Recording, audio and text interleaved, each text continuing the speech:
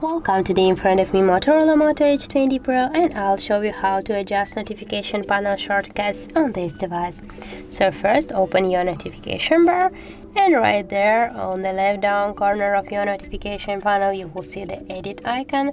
Just tap there, and as can you see, here we got all the available icons, and here we get also the icons that we can add to our notification panel. And for example, we wanna add the selfie camera icon to our notification panel, so just press for a while on the icon and drag it here to the position where we wanna adjust the icon.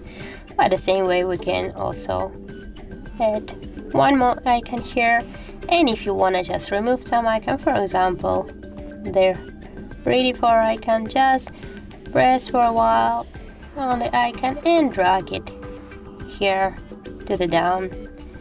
So also we can change the position of our icons. For example, we change the position between the hotspot and airplane mode, or also you can just move it where you wanna add your icon to the another position by this way. And now if you will go back, you can see the changes of our notification panel shortcuts.